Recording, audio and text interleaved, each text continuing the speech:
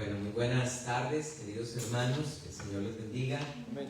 Quiero de verdad agradecer profundamente a la familia de nuestro hermano Luis, que está organizando hoy esta reunión tan bonita que estamos teniendo.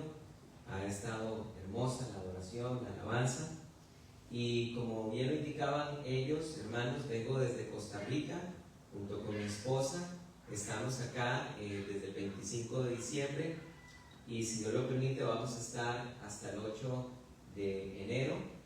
Y bien lo indicó nuestro hermano Luis, venimos a este lugar sobre todo con la intención de levantar nuestra quinta congregación en el mundo, donde vamos a estar ordenando el domingo a nuestro hermano Ives Ramírez, que va a ser el pastor de esta nueva misión.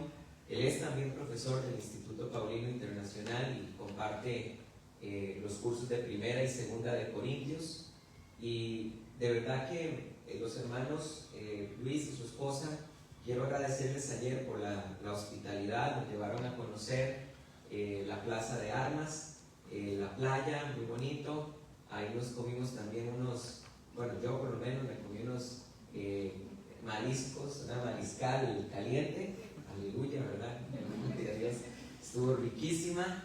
Y bueno, hermanos, Dios en el camino, en estos días que estamos acá en Chile, nos ha estado abriendo algunas puertas. La iglesia que visitamos ayer no estaba en los planes nuestros de visitarla, pero estaba en los planes del Señor. Y también el día de ayer, ahora vamos a estar regresando a Santiago. Vamos a estar, si Dios lo permite, el 6, 7 y 8 también esos 3 días en Santiago, y ya otra iglesia nos invitó a predicar allá en Santiago, así que Dios ha abierto varias puertas en este país, gracias al Señor por eso. Y sobre todo muy feliz que algunos hermanos de la página de Teología Paulina hayan venido. Sé que son de Perú y están en estos días aquí compartiendo en familia, pero me alegra muchísimo, queridos hermanos, que hayan sacado el tiempo para venir y escuchar la palabra. Pues generalmente lo escuchan a uno a través del Facebook o del YouTube, pero bueno, hoy Dios nos permite compartir en persona. Hermanos, quiero compartir con ustedes un mensaje que he titulado El primer viaje misionero del apóstol Pablo.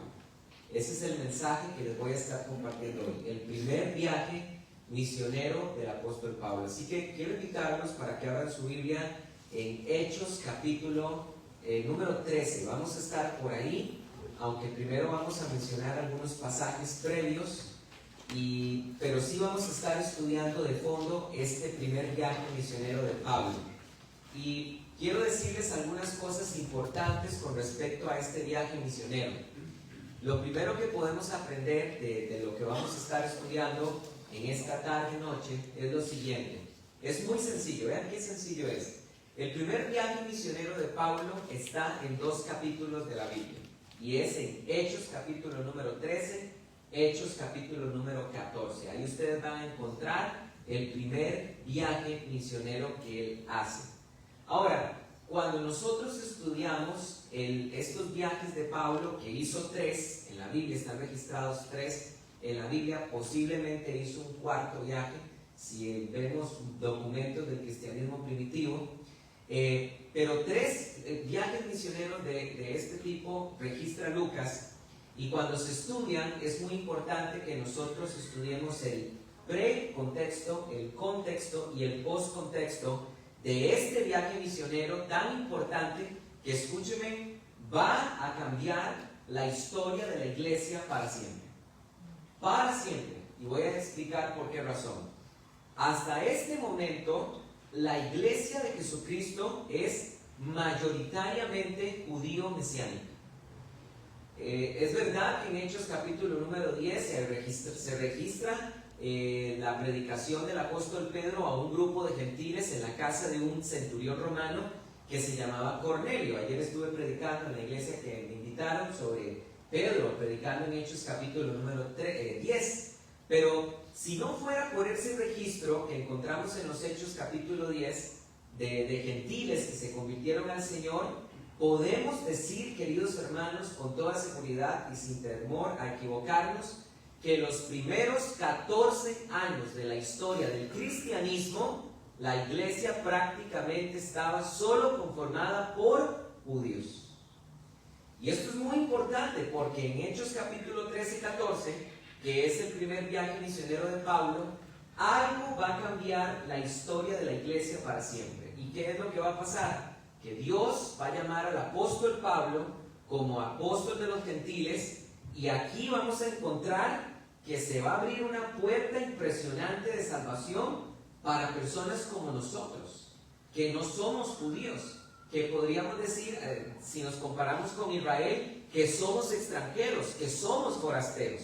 En estos dos capítulos es donde encontramos que la iglesia realmente empieza a volverse una iglesia universal, más que regional. Se empieza a ser universal y la salvación empieza a llegar a todos los pueblos gentiles, tal como Dios se lo había prometido a Abraham, que le había dicho: en tu simiente serán benditas. No dice la Biblia Israel, dice la Biblia todas las naciones, y la simiente es Jesucristo. Amén. Ahora, antes de entrar de lleno a este viaje misionero, es importante entender algunas cosas. En primer lugar, ¿en qué momento histórico nos encontramos? Si nosotros empezamos a leer la Biblia desde Hechos capítulo número 11, va a pasar algo muy interesante, y es que la iglesia jerosolimitana, la iglesia de Jerusalén, empezó a ser perseguida de tal manera que la Biblia enseña en los Hechos de los Apóstoles que todos los creyentes fueron dispersos excepto los 12 apóstoles. Ahora, cuando estos creyentes judío-mesiánicos empezaron a buscar diferentes ciudades huyendo de la persecución que estaban sufriendo, una persecución que desencadenó la muerte del primer mártir de la historia del cristianismo, que es Esteban. Ahora, Esteban es martirizado, la iglesia se dispersa, vuelvo a repetir, excepto los 12 apóstoles, y empiezan los judíos mesiánicos que empiezan a llegar a otras ciudades a predicar el evangelio. Y entonces lo empiezan a predicar, queridos hermanos, pero entre judíos. Todavía no entre gentiles, sino entre judíos. Quiero decirles algo para que seamos muy sensibles. La iglesia, hermanos, necesita comprometerse a predicar el evangelio. Es el ministerio que a la iglesia se le entregó, el ministerio de la reconciliación. Y saben una cosa, que era necesario que el evangelio llegara a todas las naciones. Cristo se lo había dicho a sus discípulos el día de su ascensión: y me seréis testigos en Judea, en Jerusalén, en Samaria y hasta lo último de la tierra. Pero ¿qué es lo que pasaba? Que la iglesia jerosolimitana, la iglesia de Jerusalén, estaba ahí, ¿verdad?, confinada, y como que por un momento se le estaba olvidando al Señor, se les estaba olvidando la comisión del Señor. La Biblia dice en Mateo capítulo 28, dice: toda potestad me es dada en el cielo y en la tierra, por tanto, id y bautizar a todos los gentiles. Ahí la palabra que se usa en griego es la palabra griega etnos, que significa gentiles. Ir y bautizar y discipular entre todos los gentiles. Pero entonces, ¿qué hace Dios para que la iglesia empiece a evangelizar? Dios va a permitir que la iglesia sea perseguida. Y esa persecución va a hacer que el evangelio empiece a llegar a muchos lugares. Vean lo que dice la Biblia en Hechos capítulo 11, versículo 19. Vamos ahí, por favor. Hechos capítulo 11, versículo 19. Vamos a ver cómo se empieza a expandir el evangelio antes de que empiece el primer viaje misionero de Pablo. Dice la Biblia: ahora bien, los que fueron dispersados por la persecución que se produjo en tiempo de Esteban, pasaron hasta Fenicia, Chipre y Antioquía. Aquí se está refiriendo a Antioquía de Siria, y a nadie hablando la palabra, sino ¿a quién? A judíos. Pero habían algunos de ellos, varones chipriotas y sirenenses, que habiendo ido a Antioquía, hablaban también a los helenistas. Acá esta palabra de helenistas en griego se está refiriendo a los judíos que hablaban griego, y anunciando la buena noticia del Señor, y la mano del Señor estaba con ellos, y un gran número creyó y se convirtió al Señor. Esto es muy interesante porque la iglesia de Antioquía de Siria es una de las iglesias más antiguas de la historia del cristianismo. Entonces vemos que judíos que estaban siendo perseguidos, que venían huyendo de Jerusalén, llegan aquí a Antioquía, empiezan a evangelizar judíos de habla griega, estos son los helenistas, y ahí se levanta una congregación en esa ciudad. Versículo 22, y la palabra acerca de ellos fue oída por oídos de la iglesia que está en Jerusalén, y enviaron a Bernabé hasta Antioquía. Cuando llegó y vio la gracia de Dios, se regocijó y exhortaba a todos a permanecer fieles al Señor con firmeza de corazón, porque era un varón bueno y lleno del Espíritu Santo y de fe, y una gran multitud fue agregada al Señor. ¿Se están dando cuenta? Aquí se nos está narrando cómo están haciendo la iglesia de Antioquía de Siria, que es una iglesia muy importante, y ya van a entender por qué. Entonces dice el versículo 25, y partió a Tarso para buscar ¿a quién? A Saulo. Y cuando lo encontró, lo llevó a Antioquía, y sucedió que se reunieron con la iglesia aún por un año entero para enseñar a una multitud considerable, y a los discípulos se les llamó cristianos por primera vez en Antioquía. Entonces, vean qué interesante esto. Ya vamos a ver que esto de que Bernabé se lleva a Pablo para que le ayude en el levantamiento y consolidación de esta iglesia de Antioquía de Siria, esto está ocurriendo en el año 43 de la era cristiana. Ahora, Pablo se había convertido en el año 31, un año después de la resurrección del Señor. Vean qué interesante esto. Pablo se convierte en el año 31 y entonces Bernabé va por él a Tarso, se lo lleva para que lo acompañe a Antioquía de Siria y que le ayude a consolidar la iglesia por un año. Y esto es en el año 43. ¿Qué significa esto? Que han pasado casi 12, 13 años de la vida cristiana del apóstol Pablo y todavía no tenemos grandes noticias de él. Es verdad que en Hechos se narra que cuando él se convirtió empezó a predicar en Damasco y algunos habían creído, pero los que han leído los Hechos de los Apóstoles saben que Pablo tuvo que huir de Damasco. Los discípulos lo bajaron por un canasto porque su vida peligraba, y desde ahí hasta el año 43 han pasado 12 años de historia.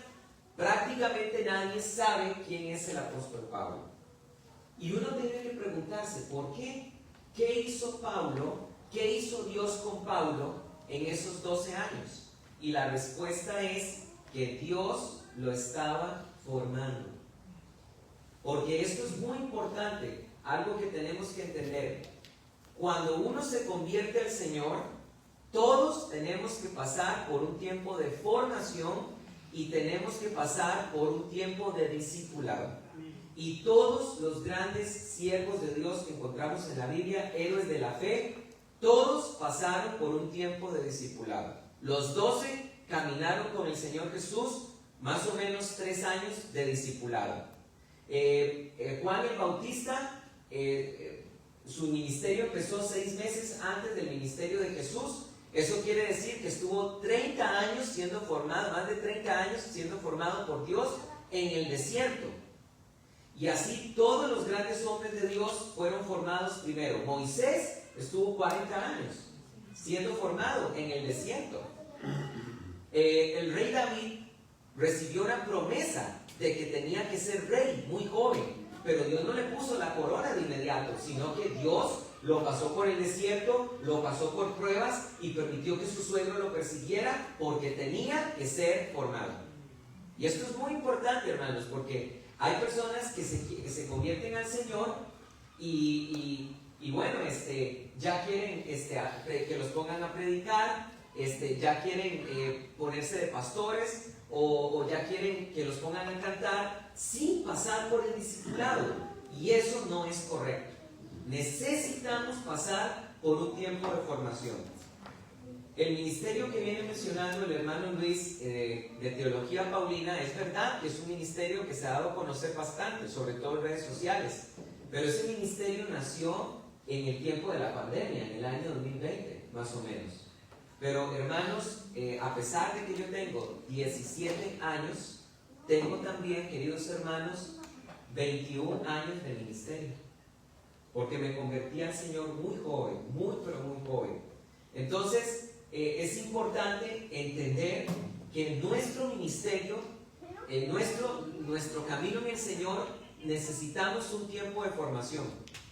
Muchas veces cuando alguien se convierte, y esto es en el deseo del recién convertido, quiere servir a Dios y quiere saber cuál es su ministerio. Y muchas veces el recién convertido se frustra porque no sabe cuál es su ministerio. Y hay personas que aceptan a Cristo y dicen, yo quiero saber cuál es mi ministerio. Y yo siempre les he dicho esto: uno no tiene que preocuparse de saber cuál es su ministerio en sus primeros pasos en el Señor. Lo primero que uno tiene que preocuparse es por discipularse. Y en el camino, Dios te mostrará cuál es tu ministerio conforme vayas madurando y conforme vayas creciendo en la palabra de Dios, Dios te irá capacitando. ¿Por qué? Porque la palabra de Dios es apta para corregir, es apta para instruir, para perfeccionar y para que el hombre de Dios esté perfectamente preparado para toda buena obra. Amén. Entonces, esto es lo primero que estamos entendiendo del viaje misionero de Pablo. Yo quiero ser muy enfático en esto, porque cuando uno empieza a leer los Hechos de los Apóstoles, capítulo 13, Hechos 13, 14, primer viaje misionero de Pablo, uno piensa que él se convirtió y al día siguiente ya estaba levantando iglesias, escribiendo cartas, teniendo hijos en la fe, formando hijos en la fe y haciendo todo lo que hizo. No es así. Primero pasó por 12 años de anonimato, siendo formado por Dios, echando raíces. Muy importante. Ahora, ¿cómo sé que esto que Pablo estaba haciendo de ayudar a Bernabé en Antioquía de Siria ocurrió en el año 43? Lean conmigo el versículo 27, Hechos capítulo 11, 27. Este dato histórico nos va a permitir entender en qué momento de la historia esto se estaba ejecutando. Dice la Biblia: en aquellos días bajaron unos profetas de Jerusalén a Antioquía de Siria, y levantándose uno de ellos, de nombre Agabo, predijo por el Espíritu estar a punto de ocurrir una gran hambruna en toda la tierra habitada, la cual ocurrió en tiempo de Claudio. Ahora, esta gran hambruna que profetizó Agabo en tiempos del emperador Claudio está completamente documentada por el historiador judío llamado Flavio Josefo. Flavio Josefo es un historiador contemporáneo de los 12 apóstoles, vivió en el siglo I, y él, en su obra Guerras de los Judíos, describe esta gran hambruna que ocurrió bajo el imperio de Claudio. Y Josefo es claro que esta hambruna tuvo lugar en el año 44 de la era cristiana. Ahora, recuérdense lo que decían los versículos anteriores. ¿Cuánto estuvo Pablo ayudando a Bernabé? 1 año. Entonces, en el año 43, Pablo llegó a Antioquía de Siria. Pasó 1 año de formación y de ayuda junto con Bernabé. Y en el año 44, Agabo profetiza que va a ocurrir una hambruna, la cual ocurrió en el año 44 del reinado de Claudio. ¿Me están entendiendo? Ahora, muy importante, antes de leer el capítulo 13, que es donde empieza el viaje misionero, vayan ahora conmigo al capítulo 12, versículos 20 y 24, para que podamos todavía tener más claridad de cuándo es que va a comenzar este primer viaje misionero del apóstol Pablo. Hechos capítulo número 12, versículo número 20. Dice la Biblia de la siguiente manera: y estaba sumamente iriado contra los de Tiro y Sidón, aunque ellos, sobornando a Blasto, camarero del rey, se presentaban unánimes ante él y pedían paz, porque su región era abastecida por la del rey. ¿De quién está hablando aquí? Aquí la Biblia nos lo va a decir en el versículo 21. Y un día señalado, Herodes, ahí está la clave. Ahora, en la Biblia hay muchos Herodes. Apúntalo. El Herodes que se está mencionando acá es Herodes Agripa I. Ese es el rey que se está mencionando aquí en los Hechos de los Apóstoles. Herodes Agripa I, que gobernó del año 41 al año 44 de la era cristiana. Repito una vez más la fecha. ¿Cuándo gobernó Herodes Agripa I? Del 41 al 44 de la era cristiana. Versículo número 21. Y un día señalado, Herodes Agripa I, sentado en el tribunal y vestido de ropa regia, los arengaba. Versículo 22. Y el pueblo gritaba, voz de Dios y no de hombre. Y al instante, por no dar gloria a Dios, un ángel del Señor lo hirió y expiró, comido por gusanos. Pero la palabra de Dios crecía y era multiplicada, y Bernabé y Saulo, después de cumplir el servicio en Jerusalén, regresaron tomando consigo a Juan, el llamado Marcos. Entonces vean qué interesante esto. Estamos ubicándonos históricamente hablando en el año 44 de la era cristiana, cuando Herodes Agripa I murió. Y en ese año, Pablo, Bernabé, regresaron a Antioquía de Siria y tomaron como asistente a Juan Marcos, que es el que va a escribir después el Evangelio de Marcos. ¿Y qué va a pasar en ese año, en el año 44? Dios va a llamar al ministerio al apóstol Pablo. Vean lo que dice la Biblia en Hechos capítulo 13, del 1 en adelante. Vamos a leer esos versículos. Había entonces en la iglesia que estaba en Antioquía profetas y maestros: Bernabé, Simón, llamado Negro, Lucio el Cireneo, Manaén, colacteno de Herodes el tetrarca, ¿y quién? Y Saulo. Y mientras ellos estaban sirviendo al Señor y ayunando. Quiero ser muy enfático en esto. La Biblia nos está enseñando que había maestros y profetas en Antioquía de Siria. Nos dan el nombre de varios de ellos. ¿Qué estaban haciendo ellos? Dice la Biblia que estaban sirviendo al Señor y ayunando. ¿Saben ustedes qué significa eso? Hermanos, tener vida de iglesia. Amén. Eso significa. Ellos estaban sirviendo al Señor en la iglesia. ¿Cuál iglesia? La iglesia de Antioquía de Siria.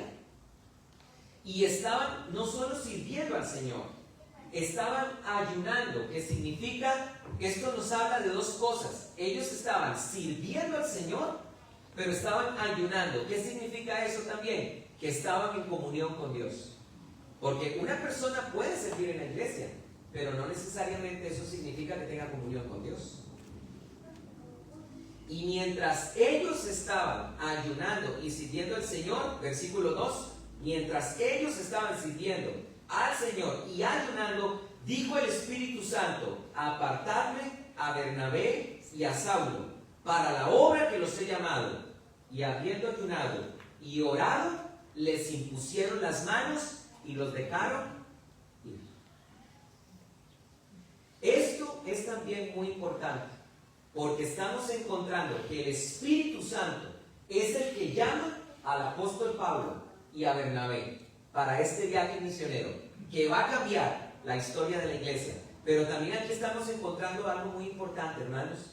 Ellos no salieron por cuenta propia. La iglesia, su iglesia local, oró por ellos, ayunaron, oraron. Estoy parafraseando el versículo 3. Y les impusieron las manos, y dice la Biblia, y los dejaron ir. ¿Qué significa esto? Que la iglesia los envió a la obra del ministerio. Hermanos, esto significa que todos nosotros necesitamos rendir cuentas. Todos nosotros necesitamos rendir cuentas. Ustedes me están viendo aquí, que estoy aquí en Chile ministrando en algunas iglesias y vine a levantar esta quinta iglesia junto con el hermano Ives, pero mi esposa es testigo. Antes de que nosotros saliéramos de Costa Rica, la iglesia de Costa Rica oró por nosotros, nos impusieron las manos y nos enviaron a la gracia del Señor. Todas las misiones que nosotros hemos hecho, hemos sido comisionados y enviados por la iglesia de Costa Rica. Miren, les voy a decir una cosa, hemos hecho varios viajes en Latinoamérica y solo uno se nos olvidó pedirle a la iglesia que orara por nosotros. Mi esposa es testigo. Hermanos, el peor viaje misionero que hemos hecho. Tenía toda una lista de iglesias que tenía que visitar, varias iglesias que tenía que visitar, y solo pude ir a predicar a una. No tienen idea el montón de cosas y trabas que nos ocurrieron donde no pude visitar el resto de todas las iglesias. La única vez que la iglesia no oró por nosotros. ¿Saben ustedes una cosa? Este viaje misionero empieza en Hechos capítulo 13 y termina en Hechos capítulo 14. ¿Y saben cómo termina este viaje misionero? Pablo y Bernabé regresando a Antioquía de Siria. ¿A qué? A rendir cuentas de todo lo que habían hecho. Hermanos, necesitamos rendir cuentas. Mi pastor es un anciano de 92 años, pero está, gracias a Dios, muy entero, mental y físicamente. Gloria a Dios. Y ha levantado más de 50 iglesias en el país y ha sido presidente de las más grandes e importantes instituciones cristianas de Costa Rica. Es un anciano muy sabio, hermanos. Y yo soy pastor desde hace 17 años. Desde muy joven soy pastor, desde los 21. Y no tienen ustedes idea lo importante que fue para mí estar sujeto al pastor Rubén, y que el pastor Rubén muchas veces me regañara y que yo tuviera que sujetarme y hacerle caso a él, a lo que me estaba diciendo. ¿Por qué? Porque cuando yo comencé a los 21 años, yo decía, no, es que aquí el pastor Rubén no sabe cómo funciona el mundo. El pastor Rubén está viejo ya, el pastor Rubén ya va de salida. Y saben una cosa, que la mayoría de veces cuando hubo desacuerdos entre el pastor Rubén y yo, después me di cuenta que el pastor Rubén tenía razón. Porque él dice algo muy interesante, tiene un dicho muy interesante: el buey viejo le enseña a caminar al buey joven. Un buey, para que aprenda a arar, cuando es joven es impetuoso, pero para que aprenda a caminar bien hay que ponerlo a la par del buey viejo para que aprenda a arar. Amén. Qué importante es que nosotros aprendamos a estar sujetos, y esto se ve en este viaje misionero. Vayan conmigo rápidamente al versículo 14 y ya después de eso voy a enfocarme en otro aspecto. Esto es algo muy importante que aprendemos de este viaje misionero. Hechos capítulo 14, versículo número 26. Hechos capítulo 14, versículo número 26. Dice la Biblia de la siguiente manera: de allí navegaron a Antioquía. Se está refiriendo a la iglesia que los envió a la misión, Antioquía de Siria. De hecho, el texto lo dice, versículo 26, donde habían sido ¿qué? Habían sido ¿qué? Encomendados a la gracia de Dios para la obra que habían cumplido. ¿Se dan cuenta? Ellos no salieron por cuenta propia. Ellos no fueron que tuvieron un impulso y se fueron y hicieron lo que les dio la gana. No, la iglesia los envió. Y ya han pasado 4 años y ellos van de regreso al mismo lugar donde Dios los había encomendado la gracia de Dios. Versículo 27. Y cuando llegaron, reunieron a la iglesia y les informaron de todo lo que Dios hizo con ellos y cómo Dios había puesto a los gentiles una puerta de fe. ¿Saben qué significa eso? Rendir cuentas. Después de la misión, regresaron al lugar que los habían encomendado. y llegaron a contar y a reportar todo lo que Dios había hecho con ellos. Y oigan bien, si ustedes estudian el capítulo número 2 de Hechos de los... si estudian el segundo viaje misionero de Pablo, ¿dónde creen que comienza? En Antioquía de Siria. ¿Y dónde creen que termina? En Antioquía de Siria. Y el tercer viaje misionero de Pablo, ¿dónde comenzó? En Antioquía de Siria. Porque era la iglesia que a él lo estaba respaldando y era la iglesia que a él lo había enviado la misión, y Pablo, siendo apóstol, les rendía cuenta de lo que hacía. Ahora, voy a, en los minutos que me quedan, enfocarme en un tema muy importante. ¿Por qué es importante estudiar este primer viaje misionero? Por tres razones. ¿Por qué es importante estudiar Hechos 13 y Hechos 14? Primera razón. No se puede estudiar la carta a los Gálatas sin primero estudiar Hechos 13 y 14. ¿Por qué? Porque en Hechos 13 y 14 se describe cómo Pablo levantó la iglesia de los Gálatas. Así que si ustedes quieren entender qué es lo que quiere decir Pablo con todo lo que les dice a los Gálatas, primero hay que estudiar Hechos 13 y 14, que nos da el registro histórico de lo que hizo Pablo en Galacia. Entonces, primera razón por la que es importante estudiar estos dos capítulos, porque nos permite tener una base para estudiar la carta a los Gálatas. Segunda razón, es en este capítulo donde encontramos que Pablo predica por primera vez el Evangelio. Ayer en la iglesia que estaba con el hermano Luis y su esposa, les predicaba en la iglesia de que Pablo predicó, de que en la Biblia hay 5 grandes sermones evangelísticos. Y este de Hechos capítulo 13 es la primera vez que Pablo predica el Evangelio. Así que es muy importante para darnos cuenta cuál es el Evangelio. Y la tercera razón por la cual es importante estudiar estos dos capítulos es por un asunto de historia de la iglesia. La iglesia no volvió a ser la misma después de este viaje misionero. ¿Por qué? Porque la iglesia cambió por completo. ¿En qué sentido? La iglesia pasó, después de este viaje misionero, pasó a ser mayoritariamente compuesta por gentiles hasta nuestros días. Gloria a Dios. Siempre han habido judíos que se han convertido al Señor. Hoy en día se cree que hay 500,000 de judíos mesiánicos en todo el mundo. Pero la iglesia prácticamente tiene 21 siglos siendo mayoritariamente gentil. ¿Y eso cuándo comenzó? Cuando comenzó este viaje misionero. Así que quiero que vayan conmigo, por favor, a Hechos capítulo 13 para que podamos ver de qué trata el verdadero evangelio de Jesucristo.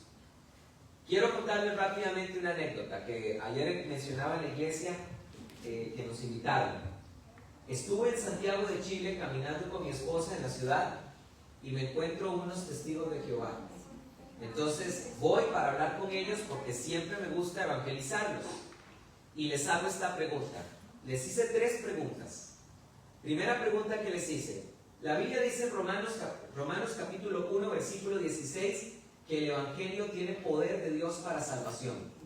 Les hice esta pregunta a los testigos de Jehová. ¿Están de acuerdo? ¿Sí o no? Sí, claro. El evangelio es poder de Dios para salvación. Ok, vamos bien. Segunda pregunta. Pablo enseña en Gálatas 1:6 que no hay otro evangelio. Óiganme bien lo que les voy a decir. Solo existe un evangelio. Amén. Uno. No hay muchos. Uno. Y ese único evangelio es el que tiene poder de Dios para salvar. ¿Cuántos dicen amén? Amén. Solo uno. Entonces les pregunto yo a las testigos de Jehová, ¿hay muchos evangelios o solo hay uno? No, solo hay uno. Vamos bien. Tercera pregunta. ¿Me pueden decir cuál es el evangelio de Jesucristo? La tercera pregunta que les hice a las testigos de Jehová. Mi esposa es testigo, no me deja mentir. Sacaron la revistita del despertar, ¿verdad? Y me dicen, no, mire, aquí atrás de la revista hay un código QR donde usted puede solicitar nuestros estudios y hasta pueden ser por Zoom y con mucho gusto le podemos dar estudio de la palabra para que usted busque más información. Pero yo los presiono y les digo, no, pero espérense un momento. Resulta que yo voy a estar allá en el centro de artesanías de Santa Lucía, que está a 6 cuadras, y yo necesito saber cuál es el evangelio, porque ¿qué pasa si en el camino me mata un carro? O me asaltan y me matan. ¿Ustedes me podrían decir cuál es el evangelio de Jesucristo para que yo pueda creer y creyendo en él tener vida eterna? No, mire, es que no es tan fácil como usted cree. No es así de sencillo. No se puede resumir de esa manera el evangelio. Eso me contestaron, por Dios. ¿Y saben qué les dije yo? Pues qué pena. Porque en la Biblia, Pedro predicó en Hechos 2 y se convirtieron 3,000. Pedro predicó en Hechos 3 y se convirtieron 5,000. Pedro predicó en la casa de Cornelio, Hechos capítulo 10, y se convirtieron los gentiles cuando escucharon. Pablo predicó en Hechos capítulo 3 en la sinagoga de Antioquía de Pisidia, y los que escucharon se convirtieron. Y Pablo predicó en Atenas el evangelio y también creyeron y se convirtieron. Pues qué pena con ustedes, porque los apóstoles sí predicaban el evangelio de esa manera y la gente creía y se convertía. ¿Saben ustedes por qué las testigos de Jehová no me pudieron decir cuál era el evangelio? Porque no lo tienen. Porque son una secta. Y como secta no tienen el evangelio que tiene poder de Dios para salvar. No tienen ese evangelio. Ese evangelio que tiene poder de Dios tiene real poder para salvar. El mayor milagro que yo he visto en mi vida ocurrió en la vida de mi abuelito, que fue alcohólico desde los 13 años hasta los 88. Mi abuelito sigue vivo, tiene 96 años y todavía es zapatero, todavía hace zapatos de cuero, todavía hace fajas de cuero, todavía arregla zapatos, cambia suelas, arregla lo que sea. Tiene 96 años. Pero saben ustedes una cosa, mi abuelito a los 88 conoció este evangelio y Dios lo liberó del alcoholismo. Y tiene 6 años de haber vencido el alcoholismo. Y es un hombre nuevo. Ese es el evangelio. Amén. Ahora, la pregunta es, sabiendo que el evangelio es poder de Dios para salvación y sabiendo que solo existe un evangelio, la pregunta del millón es, ¿cuál es el evangelio? Y no necesitamos que el pastor José Carlos nos diga cuál es. ¿Qué les parece si el apóstol Pablo nos dice cuál es? Bueno, entonces leamos por un momento lo que dice la Biblia en Hechos capítulo número 13, versículo 14. ¿Está conmigo? Hechos capítulo 13, versículo 14, y con este capítulo termino. Vamos a leer. Ellos pasando de Perge llegaron a Antioquía. Pero esta es otra Antioquía, dice la Biblia, la de Pisidia. Y entrando en la sinagoga en el día del sábado, se sentaron, y después de la lectura de la ley y los profetas, los principales de la sinagoga se dirigieron a ellos diciendo: varones hermanos, si tenéis alguna palabra de exhortación para el pueblo, hablad. Y bueno, no sabían lo que estaban haciendo, ¿verdad? Porque denle usted un micrófono, en un sentido coloquial, denle usted un micrófono al apóstol Pablo, ¿verdad? A ver si tiene algo que decir. Pues por supuesto que tenía algo que decir. Entonces dice la Biblia en el versículo 16: entonces Pablo se levantó y haciendo señal de silencio con la mano, dijo: varones israelitas y los que teméis a Dios, oíd. El Dios de este pueblo de Israel escogió a nuestros padres y enalteció al pueblo durante la permanencia en la tierra de Egipto, y con brazo levantado los sacó de ella, y como por un tiempo de 40 años los soportó en el desierto, y habiendo destruido a 7 naciones en la tierra de Canaán, dio en herencia la tierra de ellos. Después, como por 450 años, dio jueces hasta Samuel, profeta. Y luego pidieron un rey, y Dios les dio a Saúl, hijo de Cis, varón de la tribu de Benjamín, durante 40 años. Versículo 22. Y después de deponerlo, les levantó a David como rey, de quien dio también testimonio diciendo: hallé a David, el de Isaí, un varón conforme a mi corazón, el cual hará todos mis deseos. ¿Qué estamos aprendiendo acá? Algo muy importante, hermanos. Les hago una pregunta. ¿Cuántos de ustedes desean ganar almas para Cristo? Amén. No hay nada más lindo cuando uno gana un alma para Cristo. Amén. Es precioso eso. Pero ¿cómo hacerlo? Muchas veces no sabemos cómo. Aquí Pablo nos está dando una gran enseñanza. Vean que él hasta este momento no ha predicado el Evangelio. Él lo que está dando es un preámbulo. Él está conectando con el público que lo está escuchando a él.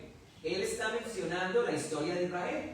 Él está mencionando aquí a los patriarcas, está mencionando los 430 años de Egipto, de esclavitud, está mencionando los 40 años del Éxodo, luego menciona la conquista de Canaán con Josué, luego les menciona los 450 años de los jueces, luego él menciona el tiempo de los reyes, Saúl y David.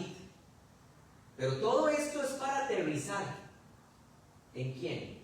En la persona de Jesucristo. ¿Por qué?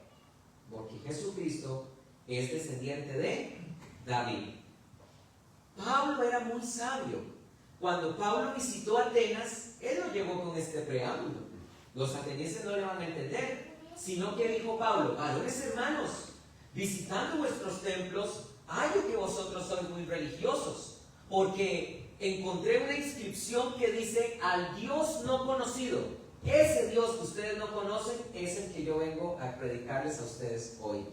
Eso tenemos que tener discernimiento. Amén. Para predicar el Evangelio. Hermanos, nosotros cuando estamos predicando el Evangelio tenemos que conectar con la persona. ¿Con qué persona estamos hablando? Estamos hablando con una mujer que a lo mejor está sufriendo por una, no sé, por una infidelidad. O estamos hablando con alguien que está ahorita triste por la muerte de un familiar. O estamos hablando con alguien que acaba de perder su trabajo. O estamos hablando con una madre que está dolida en su corazón porque su hijo está en drogas, está en alcoholismo, está en vicios, está metido en narcotráfico. ¿Con qué tipo de persona estamos hablando? A nosotros nos tiene que importar eso. Nosotros a veces queremos venir y evangelizar, ¿verdad? Pero hay que hablar con la gente.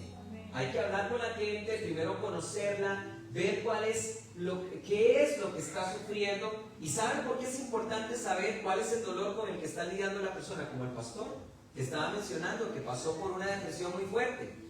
¿Saben por qué es importante eso? Porque el Evangelio tiene una buena noticia, que está en Hechos capítulo número 10. Cristo fue ungido con el Espíritu Santo para liberar a todos los que están siendo oprimidos por el diablo. Por eso son buenas noticias. El Evangelio tiene palabras de esperanza para el alcohólico. Como mi abuelito, el Evangelio tiene palabras de esperanza para el que está atado a pecados sexuales, a inmoralidad sexual. El Evangelio tiene esperanza para sacar al pecador del hoyo. Por eso Pablo decía: palabra fiel es esta. Cristo vino por los pecadores y entre todos, el primero de todos soy yo, dice el apóstol Pablo. Estas son las buenas noticias que tenemos. Ahora, vamos a terminar de leer para que veamos los puntos esenciales del Evangelio y con esto terminamos. Dice el apóstol Pablo en el versículo 23: de la simiente de este, conforme a la promesa, Dios levantó a Jesús por Salvador para Israel, después de que Juan predicó antes de su llegada un bautismo de arrepentimiento a todo el pueblo de Israel. Y cuando Juan terminaba la carrera, decía: ¿qué pensáis que soy yo? No soy yo, sino que detrás de mí viene uno quien yo no soy digno de desatar las sandalias de sus pies.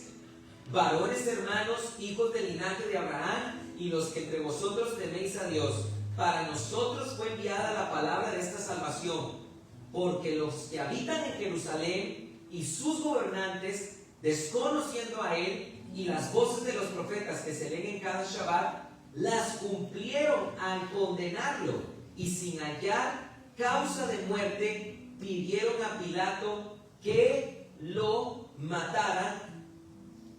Y cuando cumplieron todas estas cosas que habían sido escritas de él, bajándolo del madero, lo pusieron en un sepulcro. Primer punto del Evangelio. Oigan, Cristo fue crucificado. Amén. Primer punto del Evangelio.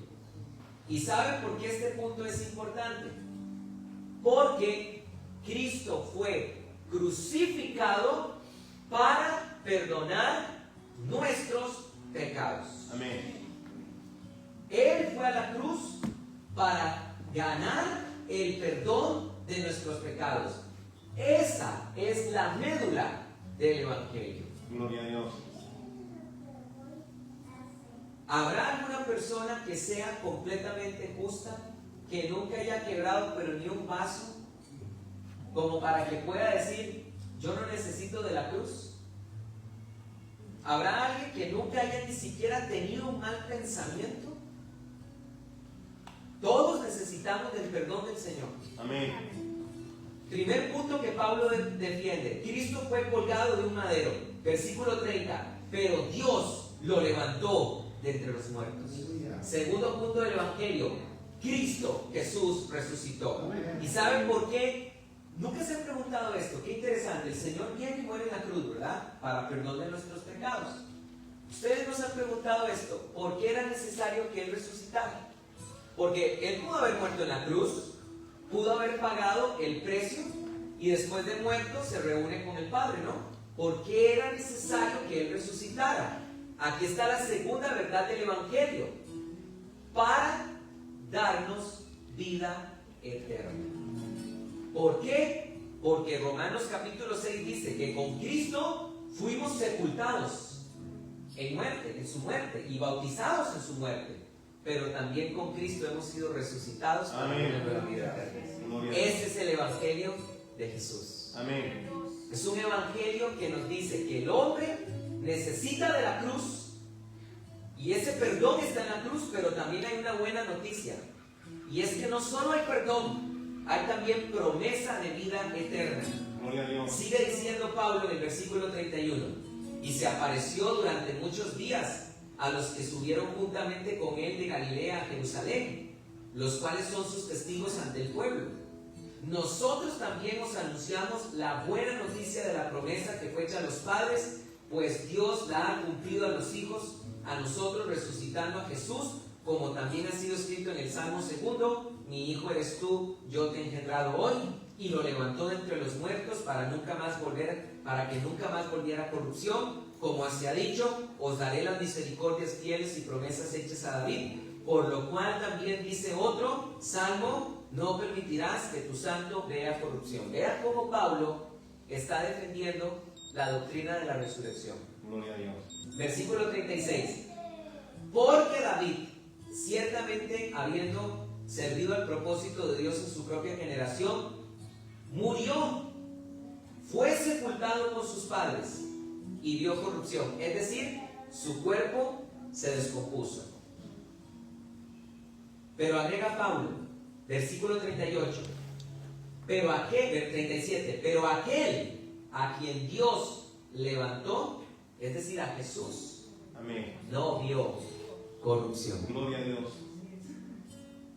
Y entonces aquí viene el tercer punto del Evangelio, y con esto termino. Oigan, vean dónde lo está diciendo. Es que este Pablo, con razón lo apedrearon tantas veces, ¿verdad? Con razón lo apedrearon, con razón lo flagelaron los judíos y los gentiles, y de todo le pasó, porque es que no tenía pelos en la lengua. Hermanos, él está en Antioquía de Pisidia, no está ahorita en un lugar como este que está lleno de gentiles. No, él está en una sinagoga, repleta la sinagoga de judíos, y vean lo que les dice, versículo 38. Vean la convicción del apóstol Pablo: sea pues bien sabido, varones hermanos, que por medio de este os es anunciado la liberación de pecados, de todas las cosas que no pudisteis ser justificados por la ley de Moisés. ¡Qué mensaje más atrevido!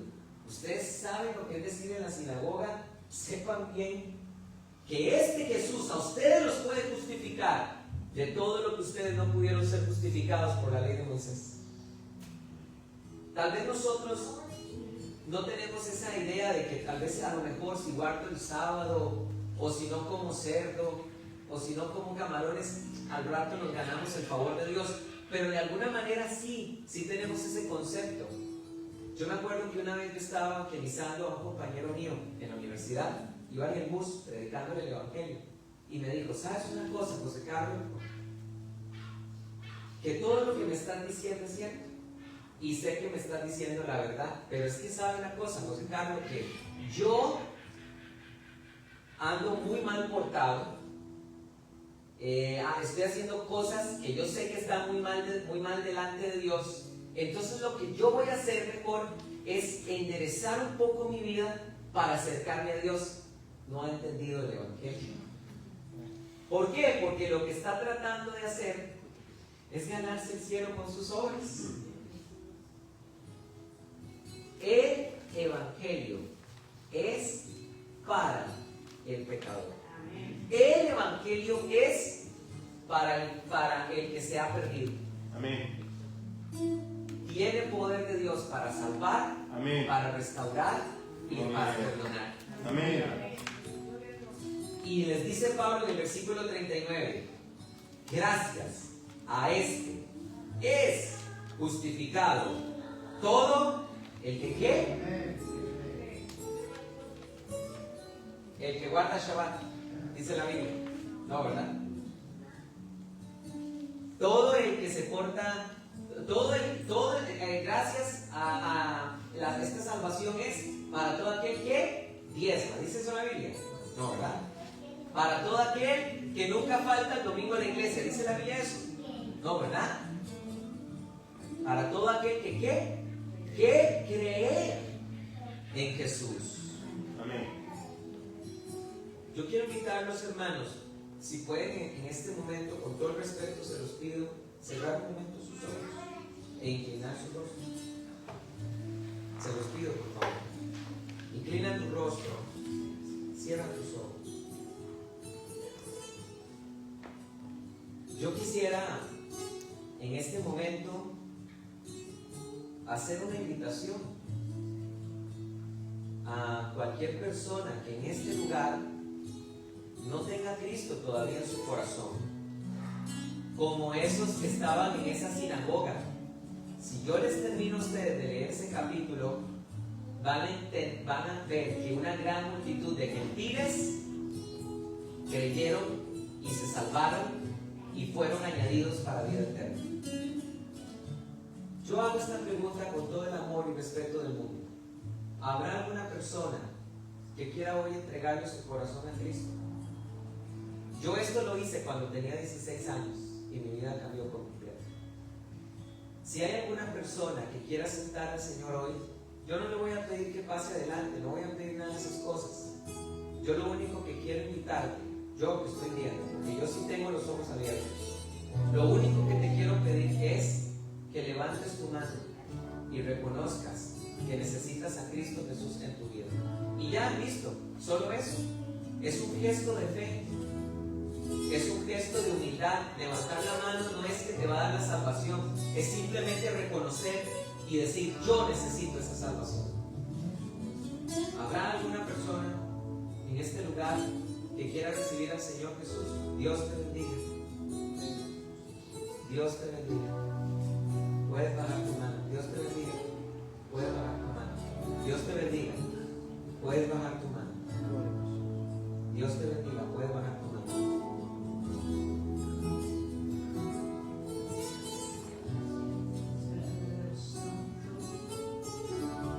Santo, santo eres. Digno es santo el Cordero, inmolado en la cruz. Puedes ponerse de pie. Nuevo canto levantaremos al que en su trono está.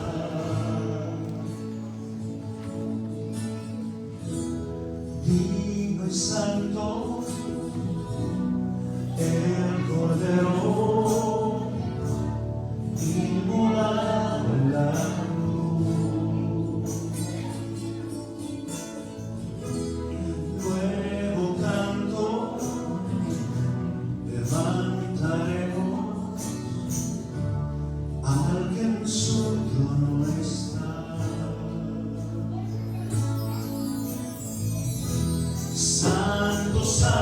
Santo, Dios todopoderoso, que fue, quien es y quien vendrá. La creación te canta, Hosana, yo soy, tú eres mi todo, y yo te adoraré. Hay 6 personas que van a recibir al Señor en su corazón. 6 personas que han levantado su mano.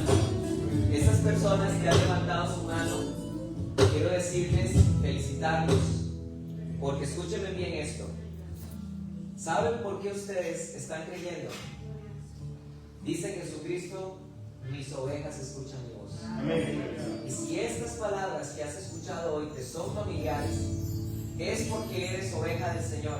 Y estabas perdido, pero el Señor, no yo, el Señor, el príncipe de los pastores, hoy te habló y esa voz te es familiar. No te resistas. Así que ustedes que levantaron la mano, pero todos los que estamos acá, vamos a orar. Amén. Los que ya tenemos a Cristo en nuestro corazón, vamos a acompañar a esos que están recibiendo a Cristo hoy por primera vez. Les vamos a acompañar, los vamos a encaminar, vamos a orar con ustedes también.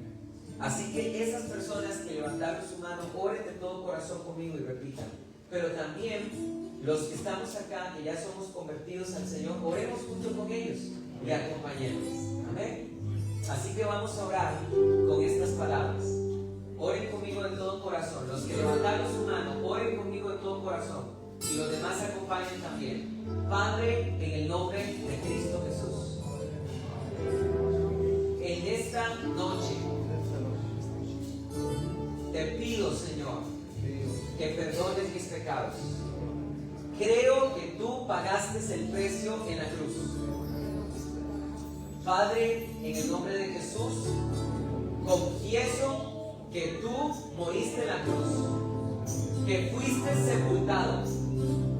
Confieso que resucitaste y que eres Señor de mi vida y eres a partir de hoy el Salvador y Señor de mi vida. Señor, te entrego mi vida, te entrego mi corazón. Hazme nuevo, cámbiame, transfórmame, Señor. Pídeselo. Tú que levantaste esa mano, díselo ahí: Señor, cámbiame, transfórmame, perdóname, Señor. Te entrego mi corazón y mi vida. Dame esa vida eterna que solo tú me puedes dar. En el nombre de Jesús. Señor, por último di estas palabras: dame el Espíritu Santo como garantía de mi salvación. Dame el Espíritu Santo, Señor.